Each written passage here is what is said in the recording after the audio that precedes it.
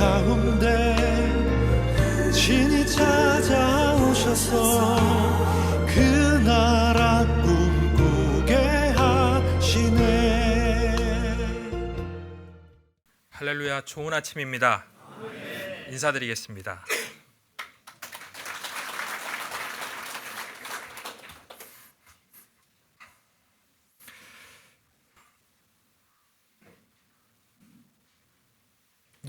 이 계명의 핵심을 지난주에 잠깐 말씀드리고 몇 가지 소개를 드렸던 것 같습니다.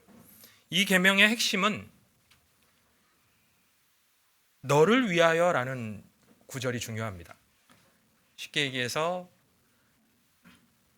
사람은 무엇인가를 소유하기를 원합니다. 얼마나 욕심이 많냐면 신조차 소유하고 싶어서 작은 신상을 만들어서 집에다 세워놓고, 그것이 이제 신당이라고 해서 이 소위 말하는, 얼마 전에 야스쿠니 신사 문제가 또 우리 8.15와 3.1절만 되면 일어나는 논쟁이 있죠. 그게 왜 그렇냐면 이 일본의 신관은, 신에 대한 관은 어떻게 되어 있느냐, 자기의 조상이 죽으면 그들이 다 신이 된다고 믿습니다. 그러면 죽은 조상도 신당에 모셔놓고 우리 지켜달라고 우기고 있는 인간들입니다. 얼마나 대단한 사람들이냐면 어느 그 현에 가면 이 이순신의 신상을 만들어 놓고 섬기고 있는 곳도 있답니다. 그러니까 그 일본의 생각은 적군이든 아군이든 누구든지 힘 있고 능력 있으면 우리가 신상으로 만들어서 우리 지켜주는 존재로, 전형적인 우상 숭배의 기본 모토입니다. 나의 구미에 맞게 그 신이 어떤 의지를 가지고 있는지, 어떤 마음을, 아무려면 만약 이순신의 귀신이 있다면 일본 사람들 지켜주러 거기 가겠습니까? 한번 상식적으로 생각을 해보십시오. 그러니까 자기들이 만들어 놓은 신상에 대한, 그 신에 대한 존중이나 신의 의지는 상관없이 우리는 힘 있는 자들은 다 데려다가 자기의 신으로 만들어서 섬긴다. 그것이 바로 이계명에서 금지하고자 하는 것입니다. 여러분들이, 우리나라에도 이 나쁜 전통 중에 하나가 이 접신을 해서 점을 치는 일들이죠. 소위 무당이라고 하는, 순수한 영혼의 신을 모시기 위해서 예전에 이 무당들이 했던 방식 중에 그 3살 아이들을 이 항아리 독에다가, 이 부모 없는 아이, 버려진 아이들을 데려다가 독에 넣고 굶겨 죽입니다. 그리고서 거기다 소금을 부어서 썩지 않게 해놓고 그거를 깔고 앉아서 거기서 순수한 영혼을 그 아이는 정말로 죽어서 자신의 그 신이 나쁜 짓을 한다는 것을 원했겠습니까?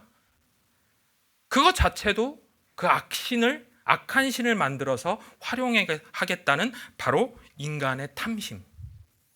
그래서 골로새서 3장 5절에서 6절은 이렇게 기록합니다. 그러므로 땅에 있는 지체를 죽이라. 곧 음란과 부정과 사욕과 악한 정욕과, 음란, 부정, 사욕, 악한 정욕 뒤에 이렇게 나옵니다. 탐심이니 탐심은 우상숭배니라. 신약은 어디까지 발전을 하게 되느냐? 형상으로 만들어 놓은 신상뿐만 아니라 너희가 마음속에 하나님이 원하시지 않는 방식으로 어떤 것을 원하고 바라는 강한 욕심, 탐심은 우상숭배다. 그래서 저는 이런 구별을 좀 하기를 원합니다. 내가 원하는 것인지 하나님이 원하는 것인지 고민해 봐야 될 일입니다. 그 대표적인 예가 어디서 나오느냐? 민수기에 보면 이 불뱀 이야기 아시죠? 이 불뱀들이 나와서 묻니다. 그때 하나님께서 모세에게 내린 명령이 무엇이었죠? 뱀을 만들어서 놋뱀을 보면, 장대 위에 단 놋뱀을 보면 나으리라. 그래서 모세가 놋뱀을 만들어 장대 위에 다니 뱀에게 물린 자가 놋뱀을 쳐다본 즉 모두 살더라. 그런데요, 그러면 그걸로 끝났어야 되는데 이게 한 번 더 등장하는 이야기가 열왕기 하 18장에 등장합니다. 한번 제가 읽어드리겠습니다.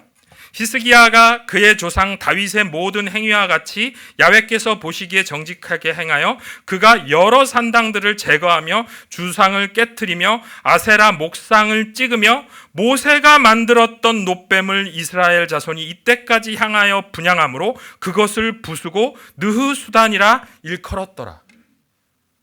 민수기에서 그냥 놋뱀 한번 보여주고 끝났어야 될 그 형상이 언제까지 남아있느냐?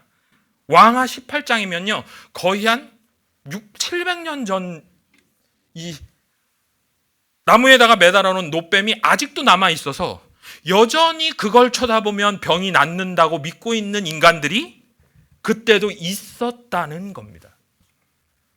그것을 히스기야가 부러뜨렸다. 여러분, 요즘 가장 큰 탐심의 우상은 제가 볼 땐 SNS 매체들인 것 같습니다. 그런데 그 SNS에는 무슨 탐심이 있느냐? 알고리즘이라는 탐심을 활용합니다. 재밌는 말씀 드릴게요. 저희 집사람이 이 소위 SNS 중에 이제 쇼츠라고 부르는 유튜브보다 더 짧은 영상을 쇼츠라고 부릅니다. 좀 알아두셔야 돼요. 쇼츠도 있고 뭐 X도 있고. 그런데 우리 집사람은 자꾸 애들 영상이 자꾸 떠요. 왜냐면 애기들을 좋아하니까. 애들이 아직도 교회 학교에서 봉사하고 그러다 보니까 이 애기들 영상을 자꾸 보다 보니까 알고리즘이 계속 무슨 사진만 추천하느냐? 아이들 영상만 추천해요. 저는요 자꾸 이렇게 보면은 뭐가 자꾸 뜨느냐? 요즘 건강 비별 100개. 이제 슬슬 이제 저도 허리도 좀 안 좋고 그러다 보니까 몇 번 그냥 검색을 했는데 계속해서 그것만 공급해 줍니다. 근데 순간 저는 그런 생각이 들었습니다. 그렇다면 만일 잘못된 정치 정보를 검색한 사람들에게는 끊임없이 그 잘못된 정보들만 마치 내가 원하는 것들만 띄워주지 않을까? 여러분, 그것 또한 탐심일 수 있습니다. 왜냐? 내가 보고 싶은 것만 보고 믿고 싶은 것만 믿으려는 탐심. 그래서 제2계명은 내 구미에 맞게 하나님을 만들지 말라라는 겁니다. 짚었던 걸 지나갑니다. 야훼의 형상은 무조건 만들면 안 되고 이방의 형상도 금지합니다. 하나님은 질투의 하나님이시다. 사람들이 하는 질투와는 조금 다른 부분이 있습니다. 무엇이냐? 그냥 그 어떤 무엇보다 우리에게 요구하시는 질투는 너가 나를 섬기기로 결심했는데 왜 자꾸 다른 곳을 보냐는 겁니다. 하나님으로 결정했으면 하나님으로 가라. 그리고 3, 4대까지 보응하고 1000대까지 은혜를 베푸는 이야기 속에서 가계에 흐르는 저주, 정확히 제가 표현하면 가계에 흐르는 저주라는 의미보다는 가계에 흐르는 악습으로 좀 바꿔야 된다고 봅니다. 뭐냐면 그런 얘기 하잖아요. 우리 목사님도 수요예배 때 그 말씀을 하셨는데 술주정뱅이 아버지가 있으면 아들은 원래 안 그래야 되잖아요. 그런데 희한하게 아들도 술주정뱅이가 돼요. 그런데 제가 아이들을 여러분들도 참 보셔서 알겠지만 키워보셔서 알겠지만 가르친 건 안 해도 본 건 하더라고요. 야 이렇게 말 안 듣는데 어느 순간 이렇게 보고 있으면 야 어떻게 저런 걸 닮았지? 그게 좋은 거면 다행인데 나도 나한테 가장 싫은 거 그걸 딱 닮아 있는 경우가 있어요. 그래서 그것은 가게에 흐르는 어떤 죄를 지었으니, 그래서 예스겔서에 보면 이런 구절이 나옵니다. 예스겔서는 잘 이해하셔야 됩니다. 예레미야와 예스겔은 어떤 선지자들이냐? 남유다 왕국이 멸망할 때쯤에 나타나서 멸망을 함께 경험한 예언자 두 사람이 예레미야와 예스겔입니다. 나중에 이제 예언서 강의를 혹시 하게 되면 또 가르쳐 드릴 텐데요. 또 한 가지 또 구별해서 아셔야 될 부분이, 예레미야는 남유다에 머물면서 남유다 이스라엘이 멸망하는 것을 눈으로 직접 본 예언자. 그래서 그 슬픔을 기록한 책이 예레미야 애가서입니다. 예, 좀 구별해서 알아두시면 좋겠죠? 예스겔은 같은 시대에 이스라엘의 멸망을 경험했는데, 이 사람은 어떤 사람이냐? 587년에 남유다가 멸망하기 10년 전에 597년에 느부갓네살 왕이 예루살렘에서 정치를 하는 지도자들과 이 제사장들을 전부 끌고 1차 포로로 먼저 끌고 갑니다. 그때 끌려가서 바벨론에서 예언자로 부름을 받은 사람이 예스겔입니다. 그러니까 예레미야는 유다 땅에 머물면서 자기들의 나라가 멸망하는 걸 눈으로 본 사람. 예스겔은 먼 바벨론 땅에서 자기 나라가 망했다는 것을 예레미야의 편지로 소식을 받은 사람. 그런데 예스겔서에 이런 이야기가 나옵니다. 이 함께 모여서 예스겔이 있었던 바벨론의 그발강이라는 이 강가에 함께 모여서 모인 공동체가 이렇게 얘기를 합니다. 우리가 이렇게 포로로 끌려와서 나라가 멸망까지 하게 된 이유는 조상들이 잘못해서다. 예, 그게 한국인하고 이 이스라엘 사람들이 비슷한 게 그런 겁니다. 왜 우리 속담에 있지 않습니까? 잘 되면 내 탓, 잘못되면 조상 탓. 그거랑 비슷한 구절이 바로 예스겔서에 등장합니다. 어떤 말씀이냐? 아비가 심포주를 만데 아들의 이빨이 신 게 말이 되냐? 쉽게 얘기해서 내가 청양고추 먹었는데 아들이 맵다 그러면 이상하잖아요. 그 구절입니다.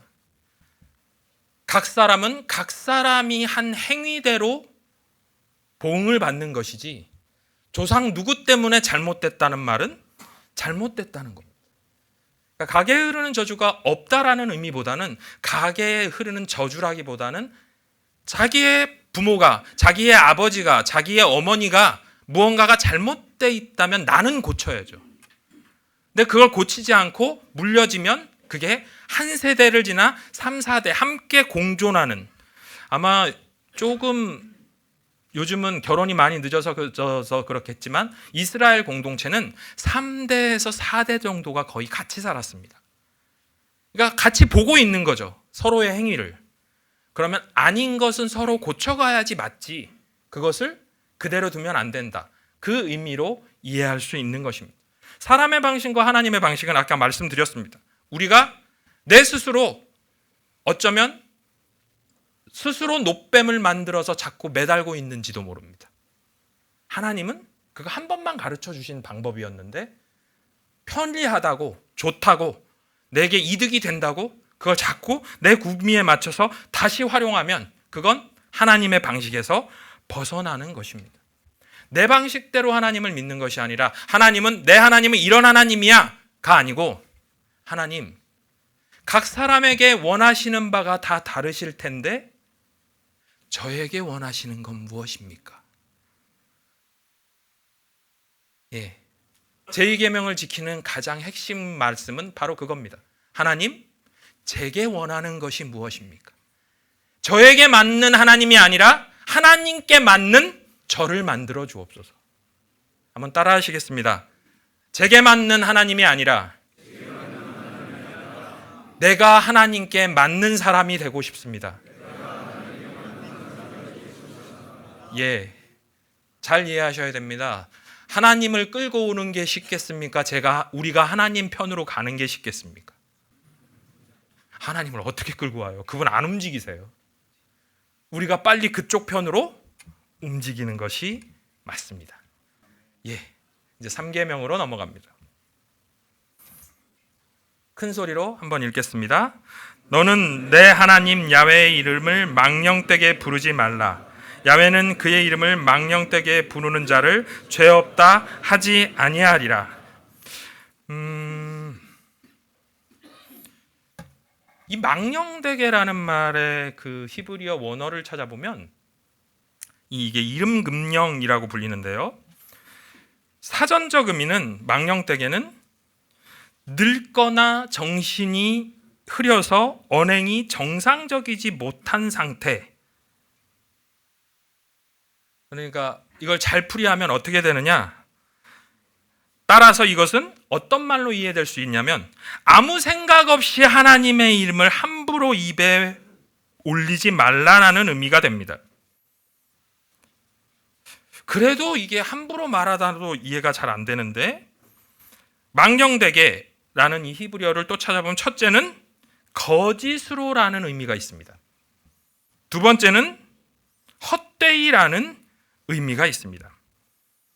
예를 들면 너는 거짓된 풍설을 퍼뜨리지 말며 악인과 연합하여 위증하는 증인이 되지 말며. 출애굽기 20장 1절에는 거짓으로라는 단어로 이 단어가 사용됐고 시편 127편 1절에는 여러분들이 너무나 잘 아는 구절입니다. 야훼께서 집을 세우지 아니하시면 세우는 자의 수고가 헛되며, 같은 단어입니다.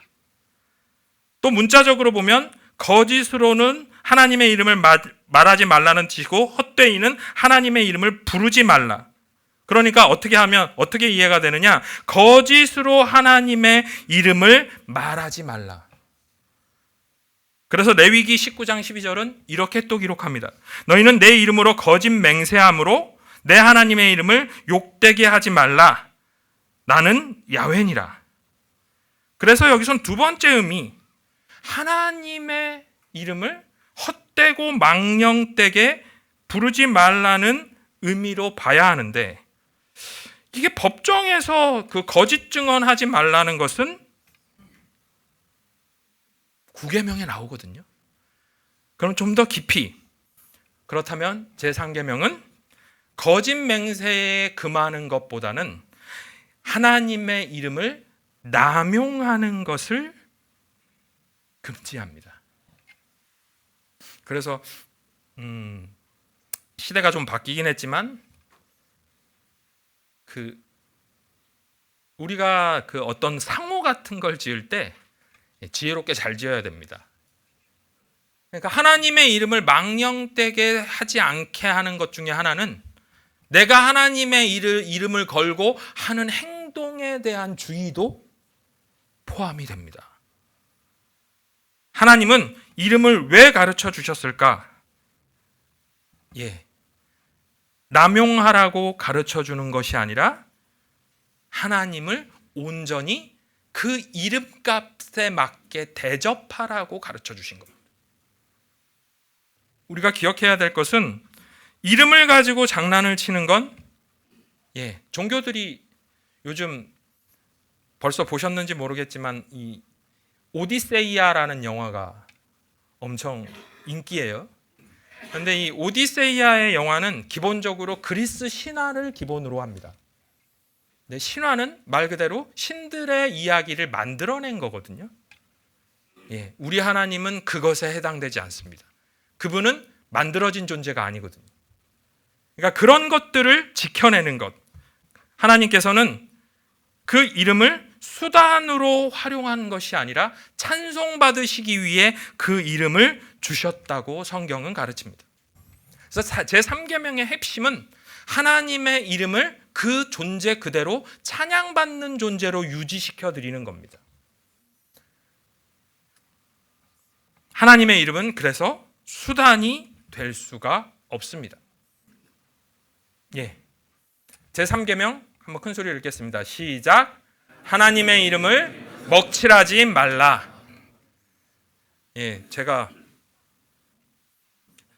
예전에 이 분당교회에서 이 전도사 사역을 할 때, 그때 전도사로 1999년도에 분당교회에 있었는데, 이게 제가 교회 앞에 잠깐 심부름을 갔다가 주일 아침이었어요.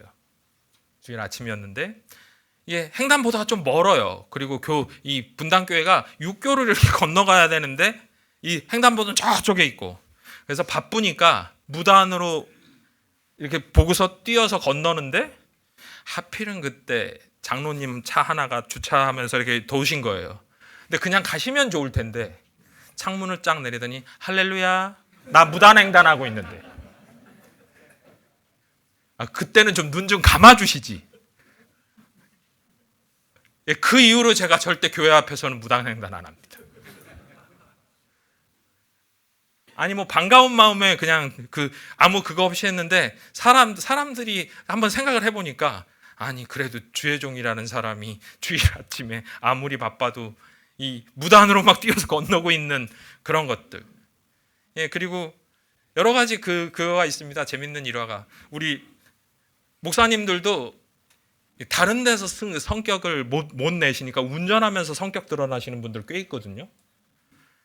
막 기도원에 올라가는데 이제 막 앞차가 막 뭔가 기분이 나쁜 상황이에요. 전 옆에 앉아가지고 대교구장님 모시고 막 올라가는데 조마조마하고 있는데 앞차하고 이제 시비가 붙었어요. 그래서 그때는 막 이 구석에 붙여놓고 이제 싸움이 좀 붙었어요. 그런데 다행히도 십자가는 없었어요. 자동차에. 그런데 대시보드 위에 성경책이 놓여 있는 거예요. 제가 어떻게 했겠어요? 딱 문 열고 야이 나가는 순간 성경책부터. 이런 예를 왜 드리느냐? 지금 주여 하셨거든요. 누군가 예수 믿기 때문에 하나님의 얼굴에 먹친 안 하려고 참아야 될 거는 참아야 된다는 거. 예, 하나님이 또한 그 이름이 수단이 되어서도 아니 됩니다. 정말 영광된 이름으로, 예, 여러분 제가 홍보국에 있을 때 황당한 신고를 받은 적이 있습니다. 무슨 신고를 받았느냐? 홍보국에 전화가 와가지고 혹시 여의도 순복음교회에서 사과를 팔아요? 예? 뭘 파냐고요? 아니 사과를 팔아요? 아니 교회가 무슨 사과를 팝니까? 그런데 이 사진을 하나 보내줬는데 여의도 순복음교회 무슨 뭐 출신 사과 팝니다 하고 걸어놨다는 거예요. 현수막을 저쪽 지방에서. 그래서 이게 여의도 순복음교회랑 연관이 있는 그건지 과수원인지 좀 검색을. 우리는 그런 과수원을 가진 적이 없습니다. 예, 하나님의 이름을 도용한다는 것은 바로 그런 것을 의미합니다. 하나님의 이름으로 걸어놓고 교회에서 또는 믿는 사람들을 불러들여서 사업을 하기 위해 활용하는 거. 여러분 없을 것 같죠? 있습니다. 예, 이게 또 크리스찬들이 워낙 많다 보니까 예수 믿는다 그러면 살짝 좀 마음이, 일례로 저희 어머니 같은 경우는 집에 왜 이 코웨이 먼지 청정기 같은 거 왜 갈로 오잖아요. 그럼 꼭 물어봐요. 이보슈 교회 다뉴? 교회 안 다닌다 그러면 신앙계랑 뭐 이렇게 챙겨서 주고 이 음료수까지 그리고 교회 다닌다 그러면 더 예뻐가지고 혹시 배 안 고프? 예수 믿는다는 것에 우리는 참 예민합니다.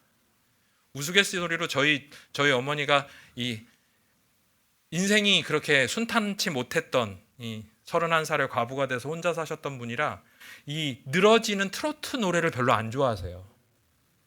미아리 이런 거 싫어하세요. 그래서 트로트를 안 듣는데 어느 날 보니까 트로트 노래를 보고 계시는 거예요.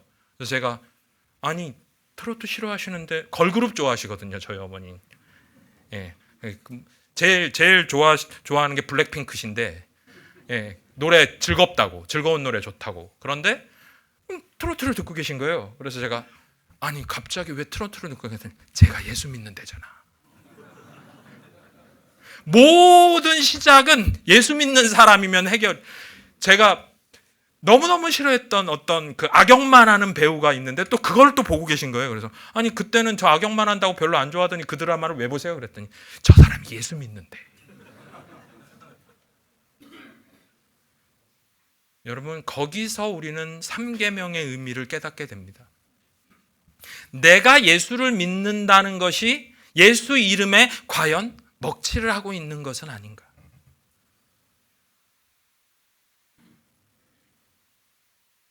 그래서 저는 교회 멀리서 살고 있는 것을 다행으로 여기는 사람 중에 하나입니다. 우스갯소리로 조금 이 염창동이나 가까운 곳에 사시는 이 목회자분들은 여름에 반바지를 못 입으신대요. 그러니까 나가다 보면 어떤 분이 아이고 목사님 거의 핫팬츠에 가까운 그거에 음식물 쓰레기통 들고 내려갔는데 그래서 저한테 고민으로 이렇게 얘기해. 음식물 쓰레기통 가지고 갈 때도 넥타이 메고 내려가야 되나?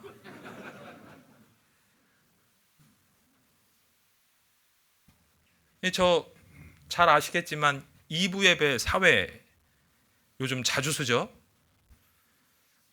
제일 스트레스가 모르는 사람이에요. 정말 한 번도 만나본 적도 없는 성도님들인데 본인들은 아는 거지 저를. 그래서 자꾸 걸어가면 그래서 이전에는 이렇게 보시면서 얼굴을 알거나 우리 장로님들 이렇게 노란 배지나 명찰하신 안수집 있는 요즘은 다 해야 돼요. 아니 왜냐면 이렇게 보면서 다 아는 척하는 얼굴이에요. 나는 널 아는데 그런 얼굴인 거예요. 그래서 우리 당회장님도 얼마나 힘드실까? 모르는 사람이 없는데 저 여의도 순복에 2부 예배 한 번만 이렇게 사회를 서도 알아보는 사람이 많아가지고 그래서 요 근처 백화점들은 못 갈 것 같습니다. 저는 자꾸 아는 사람들이 많아져서 뭘 별로 갈 일도 없지만 제가 말씀드리고 싶은 핵심은 이해를 하셨을 겁니다. 여러분들이 하나님의 이름으로 하나님을 믿고 있고 하나님의 이름으로 무엇인가를 행해야 하는 크리스찬이요 그 중에서도 교회에 으뜸 가는 자리인 장로회에서 장로로서 사역하고 있는 이때, 심호하고 있는 이때, 그리고 또한 봉사하고 계신 이 시간에 과연 나는 하나님의 이름에 먹칠하지 않고 있는가? 그냥 내 행실 하나가 그냥 저 사람 나쁘다 정도로 끝나는 게 아니라 뒤에 꼭 붙는 말이 있어요. 여의도 순복음교회 장로라며? 아니 그 말은 왜 하는지. 그래서 고민 중에 하나가 교회 교표를 떼놓을까? 왜냐하면 배달이 왔는데 누가 봐도 이건 이상한 배달이에요. 이제 전화를 해서 불렀는데 딱 뭐라고 한마디 하려 그러는데 교표를 딱 쳐다보고 있는 거예요. 화내야 되는데 지금 아니 배달을 이따위로 하려고 그러는데 딱 보니까 여의도순복음 교표 딱 붙여놓고 내가 화도 못 내겠구나. 며칠 전에 저희 두 딸을 데리고 잠시 이제 출타를 할 일이 있어서 가는데 앞에 있는 차가 정말 열받게 하는 거예요. 그런 차들 있잖아요. 왜? 막 끼어드는 것도 열받게 하더니 막 그런데 제가 이렇게 해서 크락션을 빵빵 한번 울렸어요. 저도 한 성격 해서. 그랬더니 맨 뒤에 앉아있던 저희 막내가 딱 뭐라 그러느냐. 아빠 목사가 그러면 안 되지.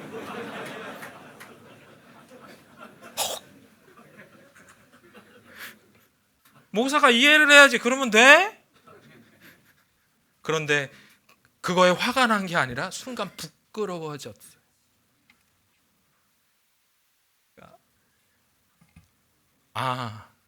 딸들에게도 내가 하나님의 이름을 먹칠해서는 안 되겠고 딸들에게 맨날 순종해라, 겸손해라, 말 예쁘게 해라. 가정 예배 드리면 그 얘기 해놓고 빵빵 아이씨 그러니까 맨 뒤에서 아빠 목사가 그러면 안 돼. 아빠는 목사님이잖아. 제일 무서운 말이죠. 자녀들이 그러는 말이. 그래서 제가 마음에 새기기 시작한 말이 있습니다. 목사니까 그러지 말자. 여러분들은 뭐죠? 장로니까 그러지 말자.